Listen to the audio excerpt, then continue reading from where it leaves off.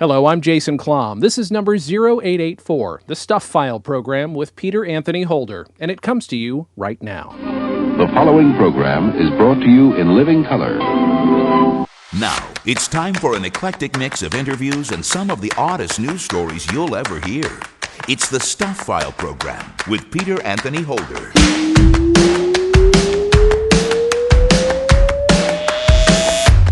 Hey there, hi there, ho there! Peter Anthony Holder here with you, and yes, this is indeed another edition of the Stuff File program, number 0884. And coming up on this edition of the Stuff File program, you'll meet Maria Gallucci, who is the author of Raised in Silence, which deals with the fact that she and her 5 siblings were raised by deaf parents. At what point did she realize that her parents were different from other parents? We were on a field trip to the Denver Zoo, and I was with my friend sitting underneath a tree because we were having lunch, and my mom was walking across the parking lot, and she was waving to me, so I was signing to her across the lot because that's my first language, ASL was. And then I remember Christy asking, "Oh, your mom can't hear or talk?" And I think that's when I first realized that my normal was different from everyone else's. Alex Grass, a writer of horror and weird fiction, is the author of a collection of short stories called Infernal Tramps, Tales of Weird Terror. One of the stories is called Infernal Tramps. What's that all about? Infernal Tramps is the eponymous story. The short story is called Infernal Tramps, and it is more or less a spot-on descriptor. It's about this rail car that appears in the middle of the night to a man who lives out in the woods, and he's sort of a dissolute alcoholic, a disgraced school teacher, and he finds him like a creature that's dropped off the back of the rail car that is vaguely human but not quite human. And then over the course of the story, it grows into a human being. Marc Hartzman, the curator of WeirdHistorian.com, is back with the weird story for the month of July. This one deals with Patience Worth, a prolific writer who wrote several books from the grave via a Ouija board through medium Pearl Curran. Patience even suggested from the grave that Pearl adopt a child. Curran wasn't able to conceive. This ghost intervened, and through the Ouija board, Patience Worth dictated that they should find a baby and adopt it. She gave a description of the kind of baby that they should look for, and she wanted the baby to look as much like her as possible. So they consulted the Ouija board, and they finally found a baby, and the baby did look like Patience Worth. And Patience Worth wanted the baby named after her, so they did it. They named her Patience Worth Wee. In those early years, the ghost was giving these new parents guidance on raising her, what to feed her, how to dress her. And there's lots and lots of Stuff File news, Dad Joke Theater, Sir Dudley's Poetry Corner, a morning shower thought, and of course, an Idiot of the Day. The guest later, the person who told you this was show number 0884, was Jason Klom, author of Ferris Bueller, You're My Hero. He was on show number 0879, so you can go back and listen to that interview with Jason. Thank you very much, Jason, for doing the guest slate on this edition of the Stuff File program, a show that is listener-supported, fan-funded radio that depends on you for our success. Join us at patreon.com to help make this show an even bigger and better radio experience. Well, let's get right to the stuff. I hope you're sitting down for this first story because it's pretty ripe. A German drug dealer serving time in prison has won a landmark legal ruling allowing him to mail semen-covered letters to his fiancée. In the quiet words of the Virgin Mary, come again. No, you heard right. I'm not repeating it. Prison officials halted the correspondence after routine mail inspections, citing health hazards to staff. Authorities punished the inmate with a 1-week recreational activity ban. Gee, now I want their definition of recreational activity.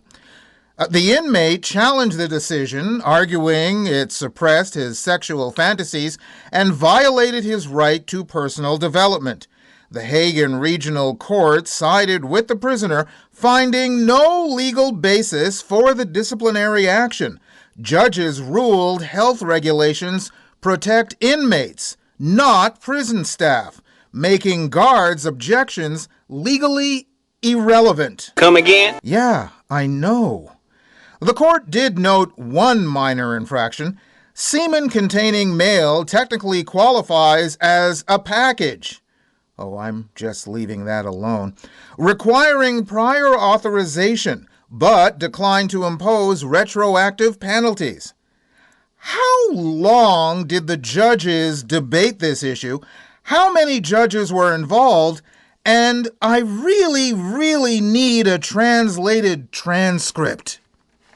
A Lakeland, Florida man with an extensive criminal history has been charged, again, following a body wash theft at a Walgreens store. 47-year-old Gerald Cobbs, who is known to dress as a woman, was identified through surveillance footage after 3 suspects stole nearly $650 worth of body wash from the store on June 29th. 2 accomplices distracted store clerks while the group filled bags with merchandise before leaving without paying. Cobbs, already jailed on a separate warrant, now faces an additional petty theft charge.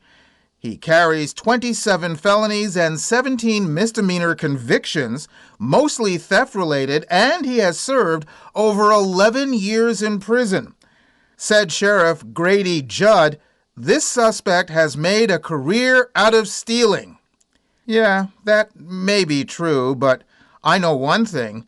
He's going to be the freshest smelling person in prison. And finally, in this section of Stuff File News, before we get to our first guest here in this edition of the Stuff File program with me, Peter Anthony Holder, Kansas City firefighters responded to an unusual rescue after a man climbed inside a portable restroom toilet and couldn't get out. The incident occurred at a World Cup watch party location. A driver for Patriot Portable Restrooms discovered the man when collecting units after the event. After the man refused to exit, a passing motorcycle officer was flagged down. When the door was opened, no one was visible until a head emerged from the tank. Firefighters cut open the unit to free the man, who was then hosed down by crews. The man said he climbed in to retrieve a Mountain Dew bottle dropped the night before. Damages totaled approximately $800.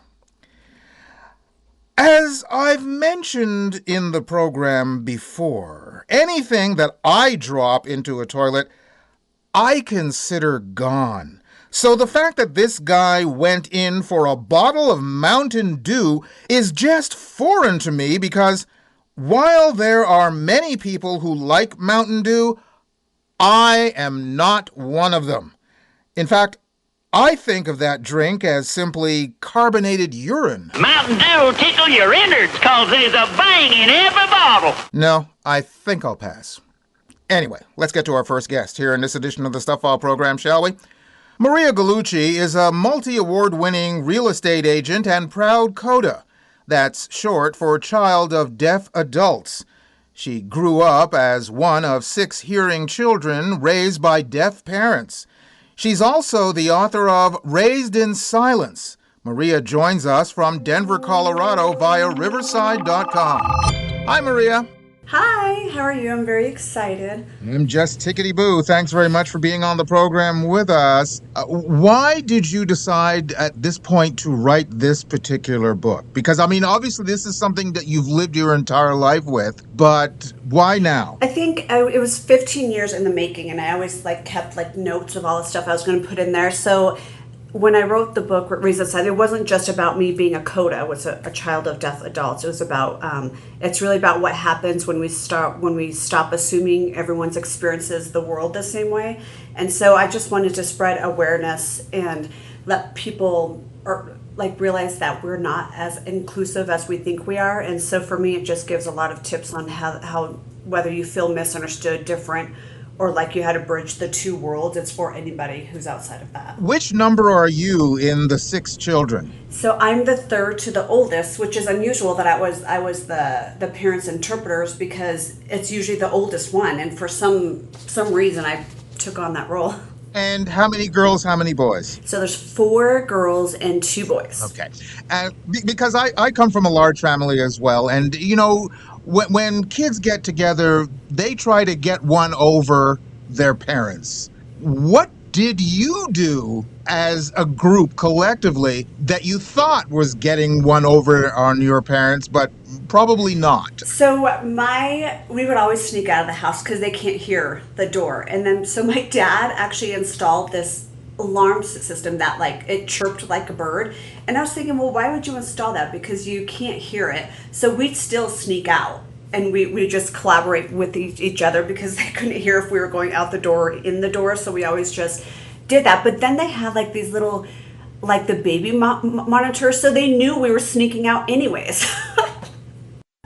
So we never got away with it. We actually got in trouble. At what point when you were growing up did you realize that your parents were different from other friends? I still remember this to this day. We were on a field trip to the Denver Zoo, and I was with my friend sitting underneath a tree because we were having lunch, and my mom was walking across the parking lot, and she was waving to me, so I was signing to her across the lot because that's my first language, ASL was. And then I remember Christy asking, "Oh, your mom can't hear or talk?" And I think that's when I first realized that my normal was different from everyone else's. What age were you at that point? I was 5 because I was only in kindergarten. It was one of my first memories that I've always like remembered, because I know we don't like remember a lot of things from my childhood, so I felt like that's always stood out for me. You mentioned that you had written the book because you wanted to share the differences that some families get or go through. What are some of the differences? I think because I have to bridge the two worlds, and we were kind of like an outcast because people would make fun of us, or they would make fun of my parents because they talked different. And so for me, it was learning to pay attention, like beyond words, and we always pay attention to body language and make sure that everyone understands what's happening.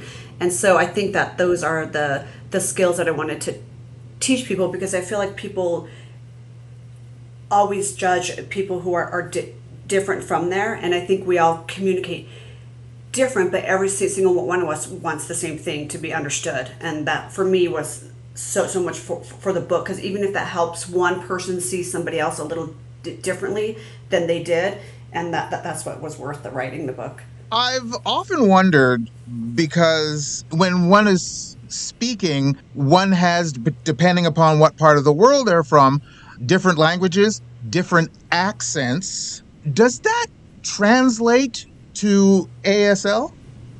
It does, and every country has their own language. Like, so I'm ASL, so that's American Sign Language, and so like British has BSL, so they have a different sign too. So it's not a universal signs. There are over 300 different sign language for the deaf and hard of hearing community. And does it change? Because like I said, there are accents within even the same country. Does it change regionally? It does, because so I was born on the East Coast. So I was born in New Hampshire, and I moved to Colorado when I was little. So we were raised here, but some of the signs that we were taught back east is different from Colorado. So I know my Colorado friends always make fun of me because I say like favorite is one of them. So I would sign it a different way because that's how I was taught on the East Coast. So it's kind of like having accents in a way. Are your parents still alive? No, my mom had passed away 25 years ago, and then my dad actually just passed away a couple of years ago, coincidentally of the same cancer. Wow, I'm sorry to hear that.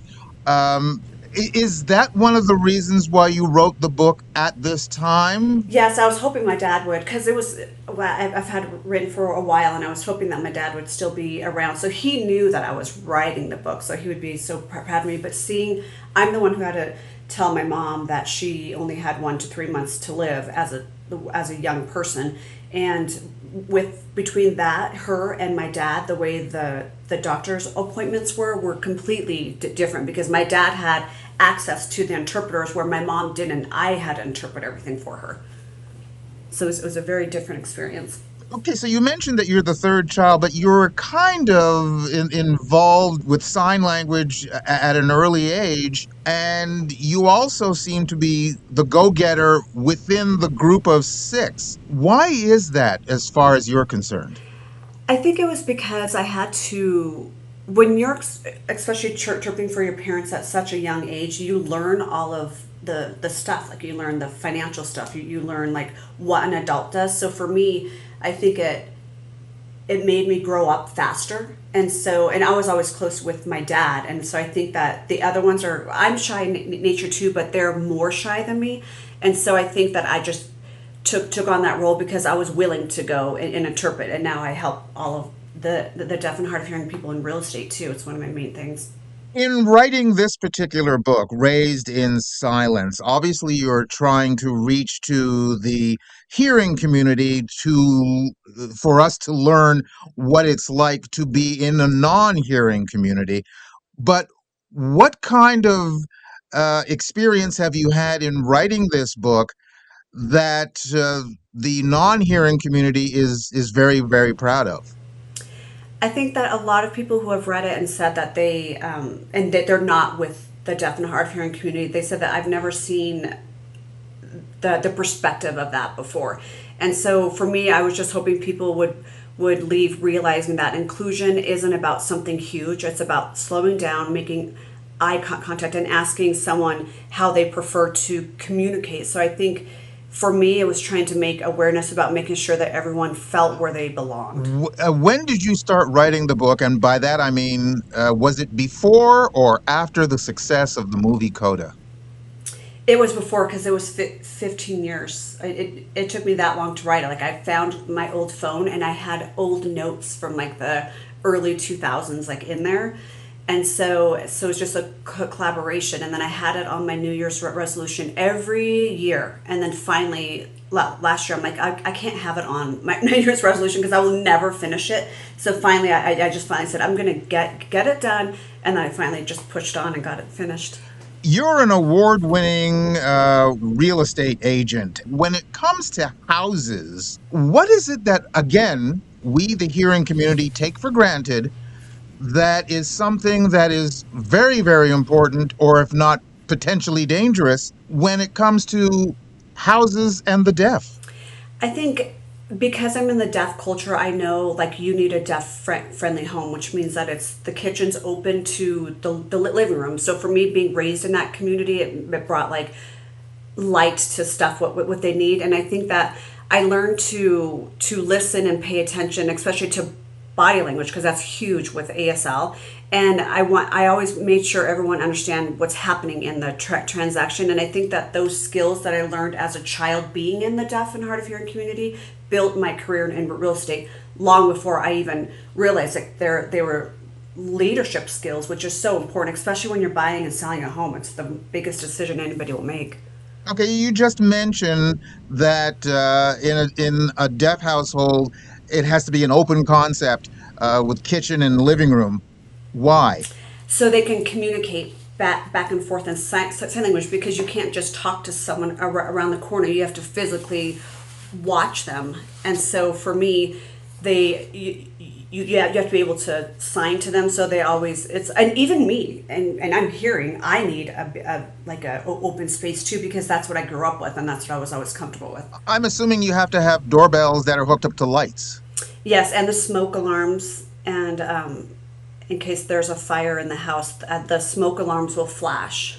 So they'll be able to see that. Again, this book is it's number 2, I believe, on the best-selling list. Yes, I have had number 1, but you know how it always switches. But right this second, it's number 2. When you first started writing this, did you ever anticipate that you would have a best-selling book? No, that was like, I was hoping. Of course, everybody hopes that, but I was like very pleasantly surprised how big it was and how many like communities it's actually an outreach to, because it is about being inclusive and building awareness, especially at the workplace or for leaders, and so it's like a book to teach people how to be a better communicator. And I feel like that people don't always remember every conversation, but they always remember how you made them feel. And so that's what I wanted out of the book. Absolutely. Maria, again, the book is called Raised in Silence. Thank you very, very much for taking the time to be on the program with us. Of course. Thank you so much for having me. Maria Gallucci, author of Raised in Silence. You can go to our website at thestuffile.com, check out the show number for this program, which is show number 0884, and you'll find the link to Maria's site, plus links to either Amazon.com or Amazon.ca, where you can order her book directly. You're listening to the Stuff File program with me, Peter Anthony Holder. And now, Dad Joke Theater.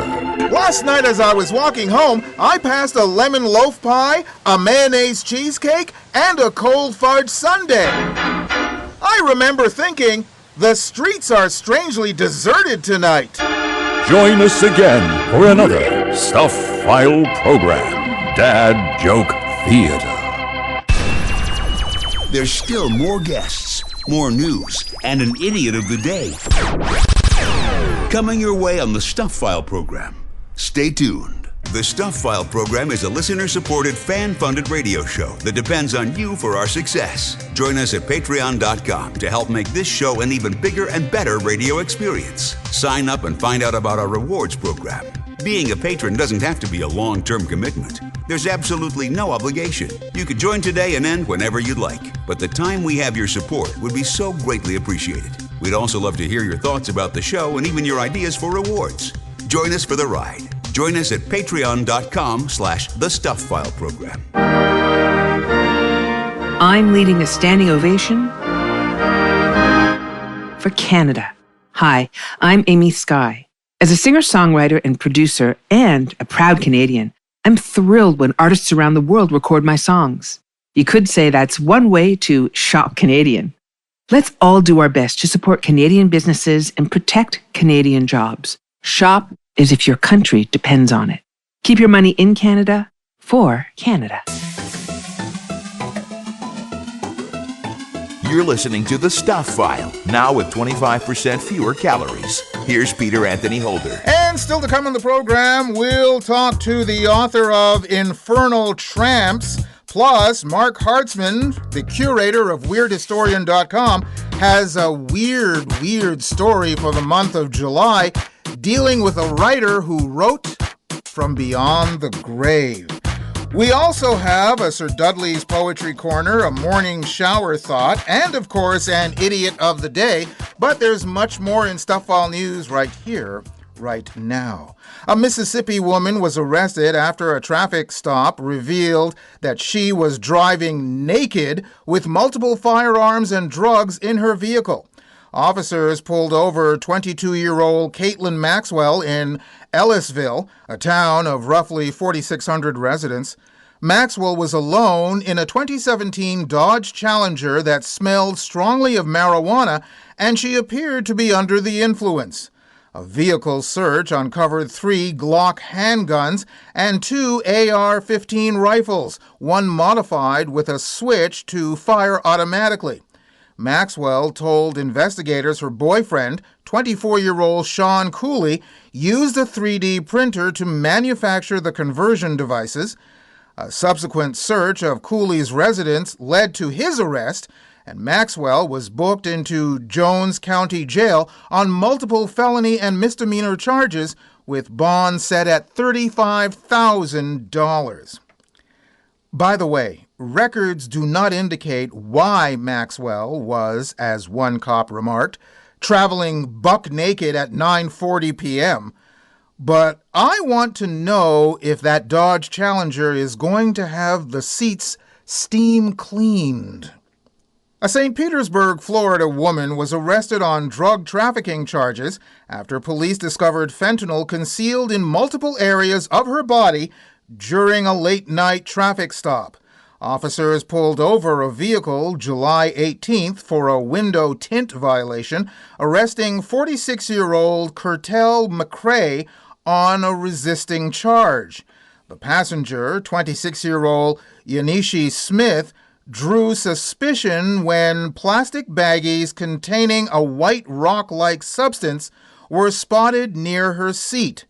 As Smith was escorted away, a baggie dropped from her person, which she admitted fell from her buttocks.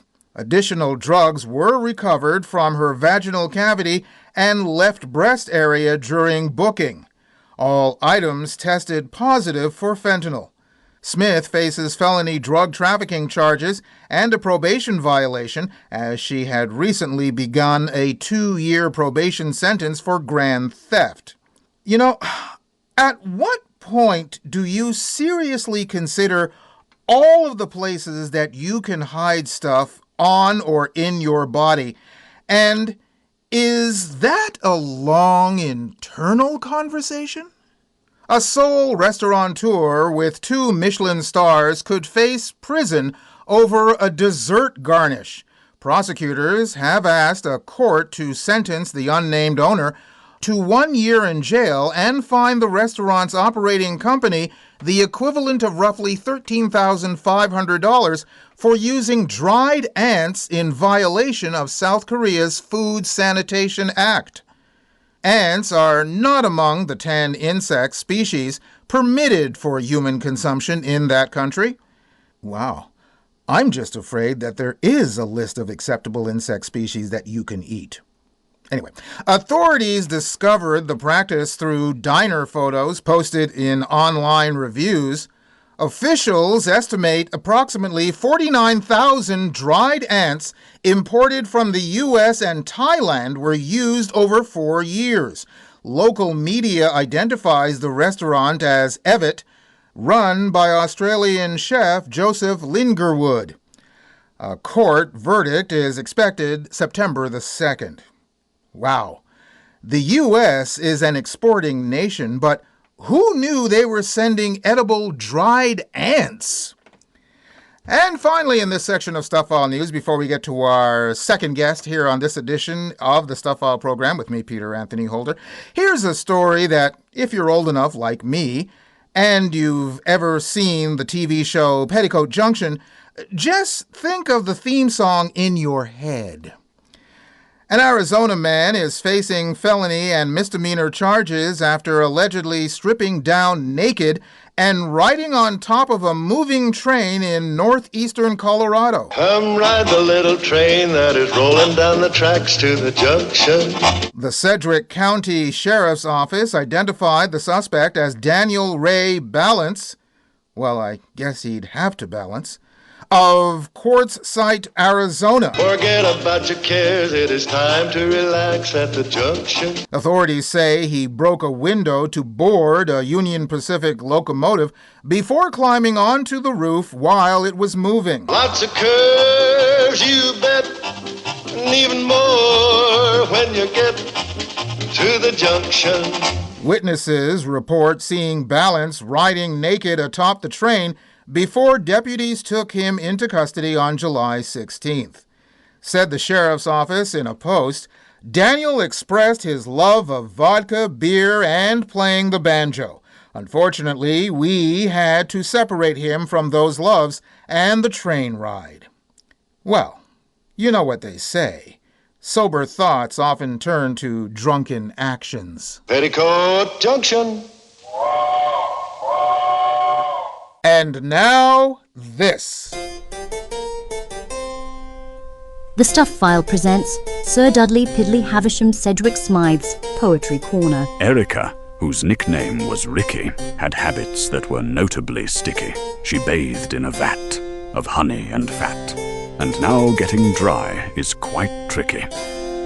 And let's get to our next guest here in this edition of the Stuff File program, shall we? Alex Grass is a writer of horror and weird fiction.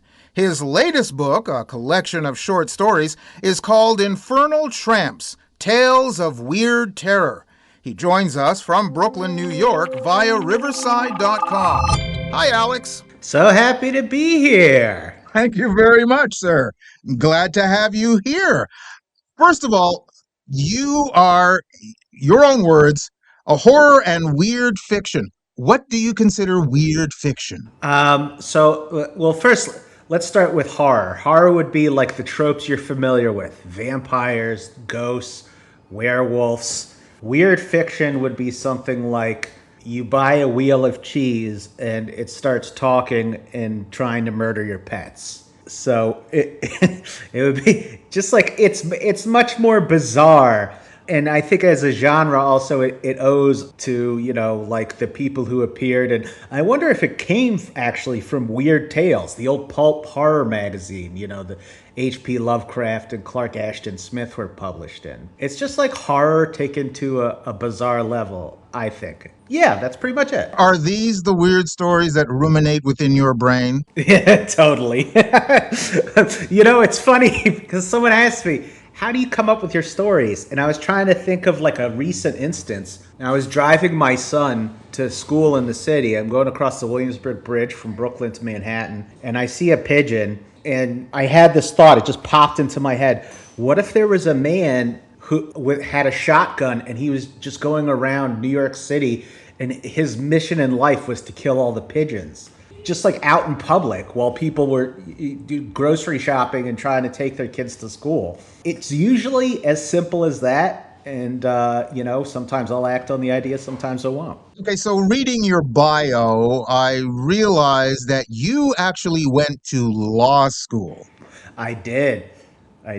When did you make the shift? Well, probably it was the end of my second year of law school, and I actually had, quite a bad drinking problem. And I went to rehab for 3 months. And when I got out, it just something shifted, and I was basically constitutionally incapable of completing law school, which my mother, who is a lawyer from a family of lawyers, did not agree with. But ultimately, I found it very soothing and entertaining and just sort of fulfilling to read horror. And ultimately, I decided that I wanted to write it. And that was about 8 years ago, I guess. So were you going into law because, again, you were a family of lawyers? Your mother was a lawyer? In other words, were you never really interested in that profession now that you think back to it?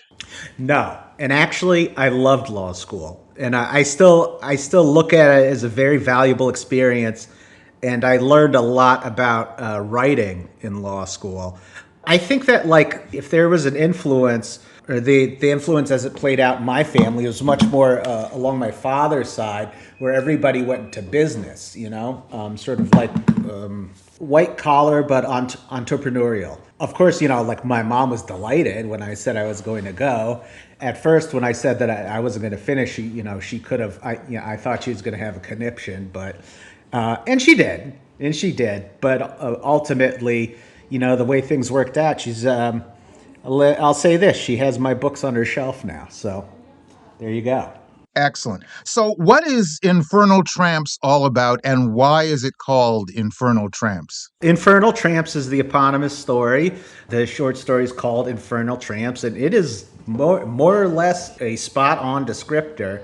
It's about this rail car that appears in the middle of the night to a man who lives out in the woods, and he's sort of a dissolute alcoholic, a disgraced school teacher, and he finds him like a creature that's dropped off the back of the rail car that is vaguely human but not quite human. And then over the course of the story, it grows into a human being who is like him, living out of doors next to railroad tracks. So classically we'd call that a hobo, I guess. But, tramp is I think a much more poetic word.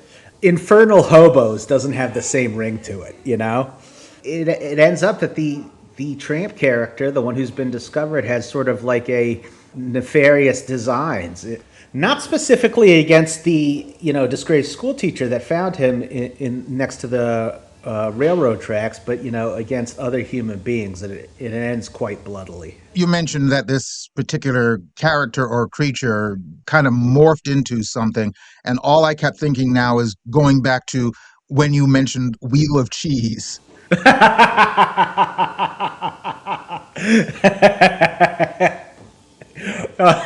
Yeah. Well, the idea is to start with something benign and then morph into something sinister. I have a feeling that the story wouldn't be as successful if it was a serial killer who then morphed into a wheel of cheese.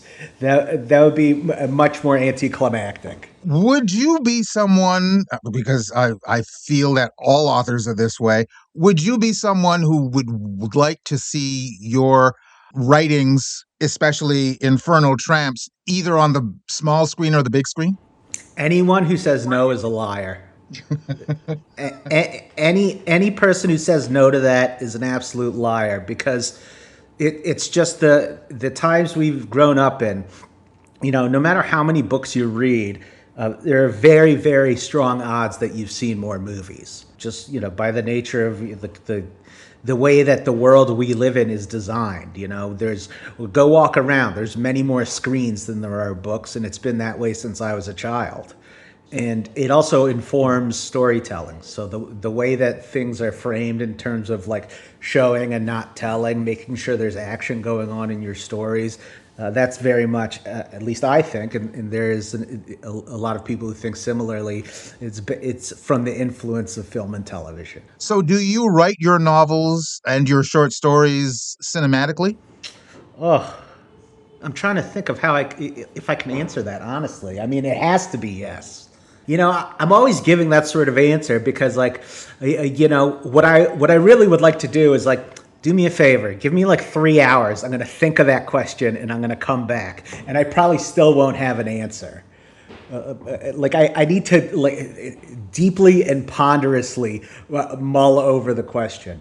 But I think it must be, I was a latchkey kid. I watched, I watched as much television as my son watches his iPad. Let's say that. Well, I'm glad you brought up your son because, we talked about your mom and how disappointed she was when you dropped out of law school. What is it with your children? First of all, I know you have 3 children. What ages are they? And do any of them want to follow in Dad's footsteps? Well, they're 20, 10, and 7. The one who's 10 is about to be 11. The only one who has any interest in the horror genre is the oldest, my daughter. And she has, it's not quite the same. I guess it's more Japanese creators she's interested in, which, it's more and more common with people in their teens and early 20s. But yeah, I would say she's interested. I bought her a graphic novel of an H.P. Lovecraft story, and, she seemed to not want to just burn it or throw it out, so I must have been doing something right. I know that you've written some short stories and you've written novels. What is the difference in setting out to write a novel? Do you set out to write a novel, or is it just a short story or novella that's run away with itself? That's happened, but that's rarer. That's certainly happened. I've set out to write a short story, and all of a sudden it's 30,000, 40,000 words, and it's closer to it's beyond novella even, and it's getting close to novel. But generally, if I write a novel, it's because I've sat down after deciding to write a novel. I find that short stories are easier to psychologically bear because when you're writing a novel, waking up several weeks in a row and then eventually sometimes months. Although when I write novels, I write them fairly quickly. It's exhausting. There's no reprieve. You're coming back to the same thing again and again and again. And it's like, I don't know, it starts to be like, like showing up at an office party and there's the Eddie Haskell of the group, there as always.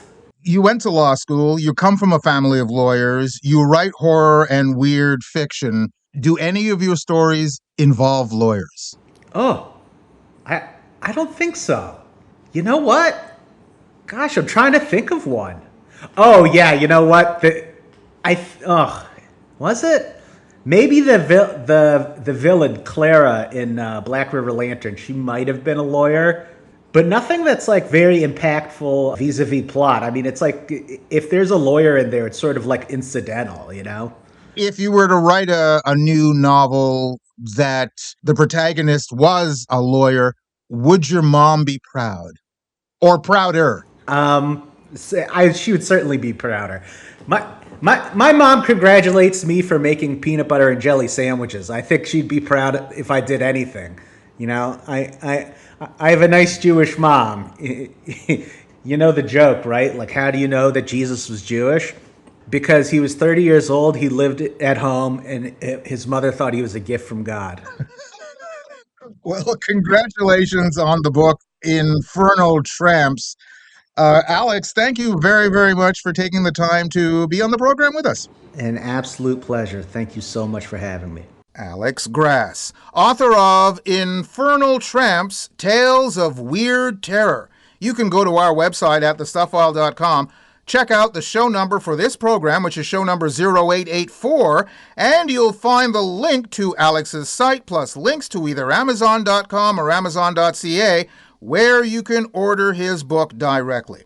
You're listening to the Stuff File program with me, Peter Anthony Holder. Giving you something to think about. This is Morning Shower Thoughts. I think it goes without saying that you should never make snow angels in a dog park. Morning Shower Thoughts from the Stuff File program. Got something for the mailbag? Drop Peter a line. He'd love to hear from you. Send your email to mailbag@thestuffile.com. And remember, stuff is spelled S-T-U-P-H. That's mailbag@thestuffile.com. Or catch up with him on Twitter or Facebook. There's more Stuff File coming your way in just a few moments. The Stuff File program is everywhere on several stations and on several platforms, including YouTube. The YouTube handle is youtube.com/@PeterAnthonyHolder-StuffFile. That's kind of long-winded, isn't it? Just go to YouTube and type out my name, Peter Anthony Holder. On YouTube, you'll find interviews, short vertical videos, and more. There's a lot to check out. Again, that's youtube.com/@PeterAnthonyHolder-StuffFile. Oh, for the love of God, just go to YouTube and type in my name. From our studios in Montreal, Canada, and going out to the rest of the world, this is the Stuff File program with Peter Anthony Holder.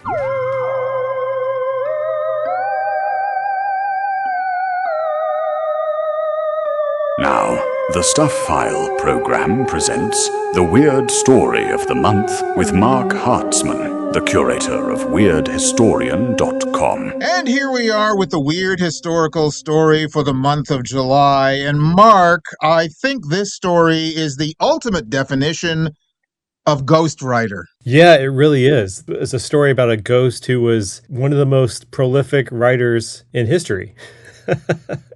Dead or alive, I guess you would say. So this is a story of a ghost named Patience Worth, who first appeared in July of 1913. And this happened in St. Louis. There were two women who were playing with the Ouija board. Their names were Pearl Curran and Emily Grant Hutchings. Pearl had lost her father recently, and so she and Emily thought, you know what, let's try playing with the Ouija board. Ouija boards were very popular at that time. This was a part of spiritualism, which was at a pretty high point in the early 1900s. This was a very common belief that we could communicate with the dead through different mediums in all sorts of ways, the Ouija board being one of them. Of course, people still play with Ouija boards in that way. So that evening, they're playing with the Ouija board, and eventually they find that they made some contact. The words came through that said, "Many moons ago I lived, again I come, Patience Worth, my name." And so they had this woman who said that she came from the 1600s. Her name was Patience Worth. She had moved from England to America. She was a single woman, and she started writing through the Ouija board to Pearl Curran. Emily Grant Hutchings kind of faded off into her own mediumship. She actually ended up channeling Mark Twain, writing a book of his called Jack Parent, but that's another story.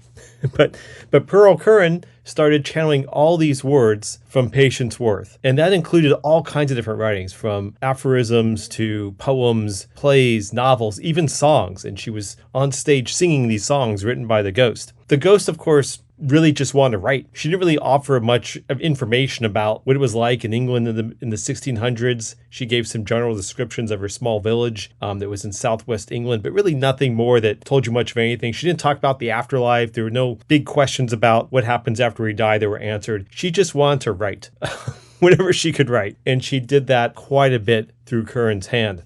And what was interesting was that Curran, she liked literature, but really she never really wrote more than a letter. Wasn't like she was writing on her own before that, and then all of a sudden she said the ghost was writing it.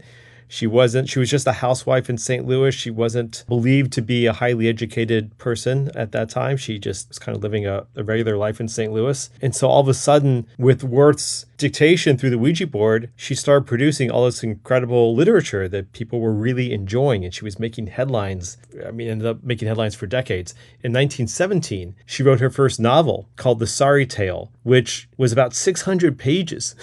Which is a lot of writing through a Ouija board, if you can imagine, letter by letter. Supposedly, this was happening very fast on the Ouija board. It was moving very quickly as it was being dictated, and Pearl Curran's husband, John, was helping as well, writing everything down. But you can imagine still 600 pages through a Ouija board just sounds remarkable. And this was a story about life during the time of Jesus Christ. So it was going way, way back, of course. And it got rave reviews, which is incredible. This book from a ghost, whether you believe it's from a ghost or from Pearl Curran, who really never wrote anything more than a letter, was getting rave reviews. One newspaper called it truly remarkable. The New York Times called it a wonderful, a beautiful, and a noble book. So this was the New York Times book review. Again, this was 1917. And then just a year later, 1918, she had a follow-up novel called Hope Trueblood. I love this. On the cover, it was pitched as a mid-Victorian novel by a pre-Victorian writer, which I think is pretty funny. And the LA Times loved it. They called it a masterpiece. They said one cannot escape the realization that here, no matter what its source, is a masterpiece. So again, rave reviews for however these books were being written. People seem to really like them. Well, let's go back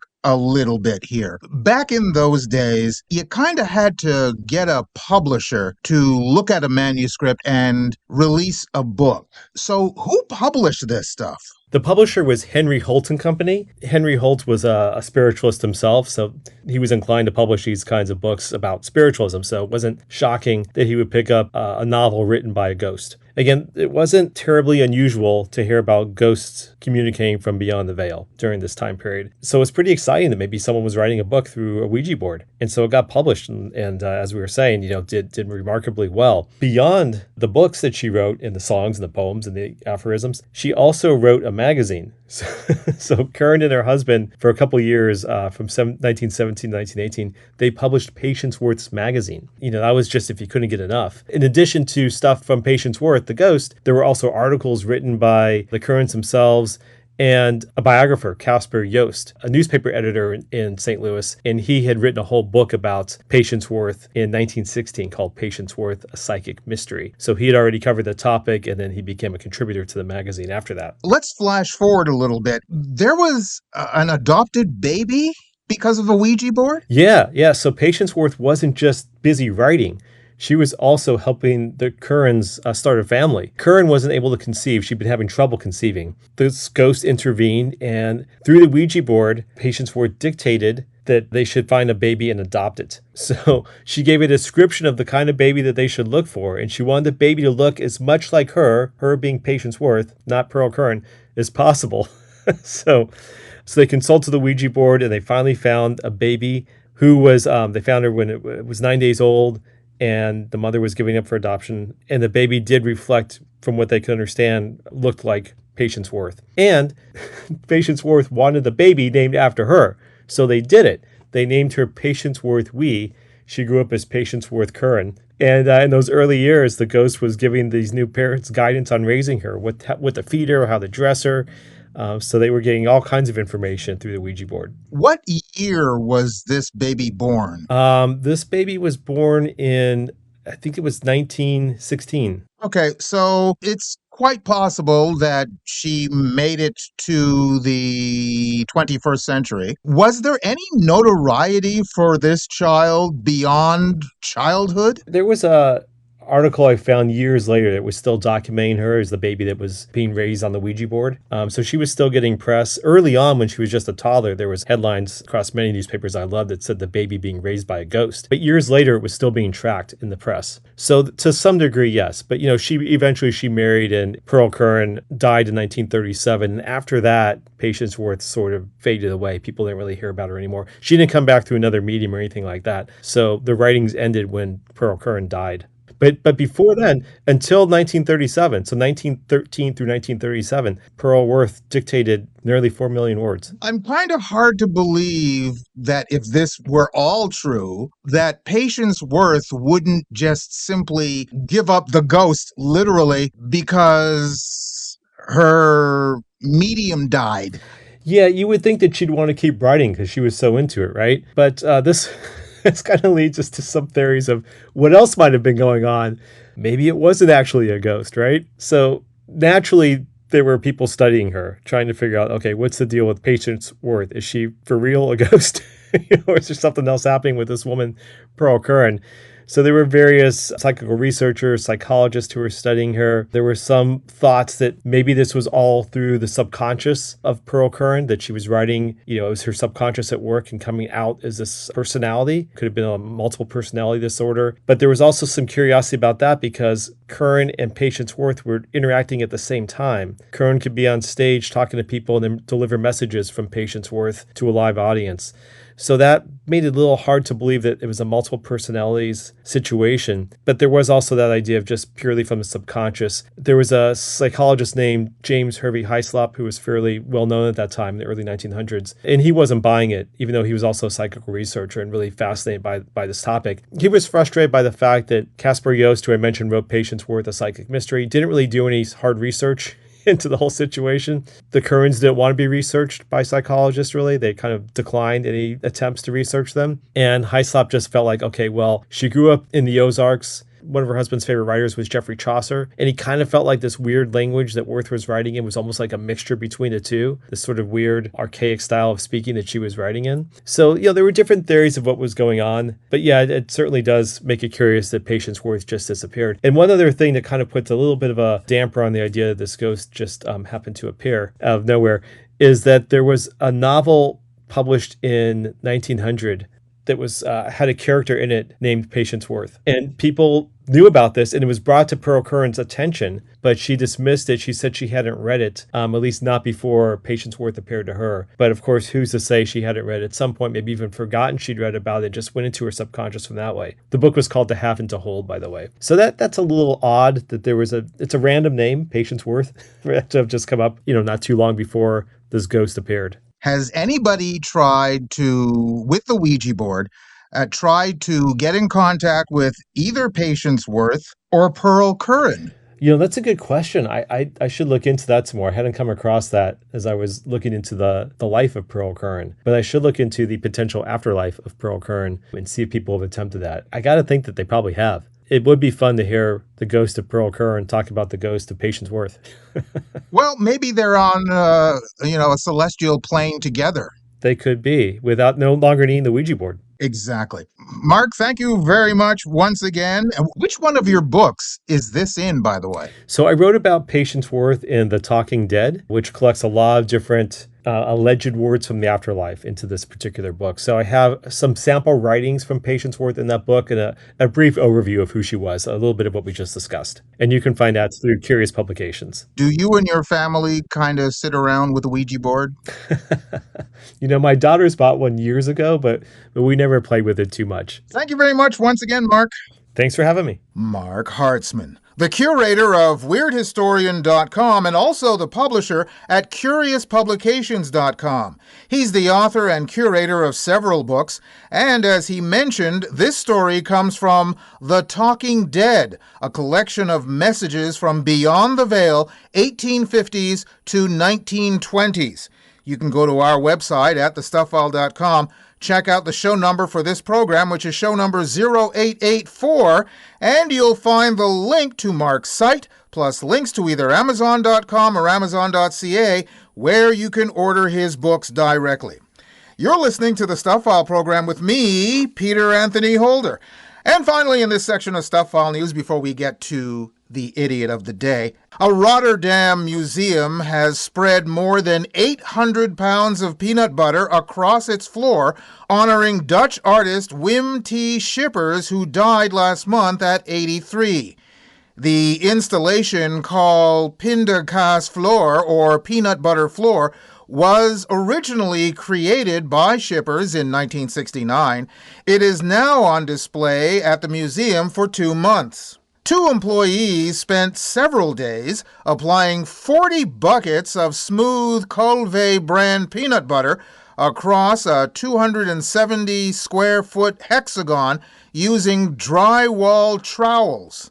By the way, shippers also voiced Ernie and Kermit the Frog in the Dutch version of Sesame Street. Laat je speelgoed staan, schuif gezellig aan voor Sesamstraat. Voor Sesamstraat. The museum warns allergy sufferers at the entrance. Staff directed opening visitors to simply follow the smell. Yeah, that's not an enticement for me. And boys and girls, it's that moment you've all been waiting for. It's time now for the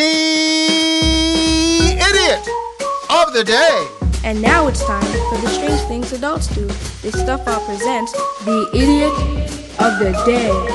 Florida Agriculture Commissioner Wilton Simpson noted that someone had stolen multiple Smokey Bear and other signs from various forest areas from Pensacola to Orlando.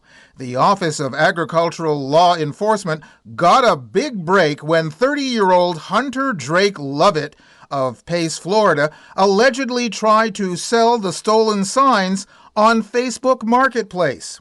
He wanted $1,900 each. During the investigation, Simpson posted photos of a storage unit where Lovett was allegedly storing more than 500 stolen signs.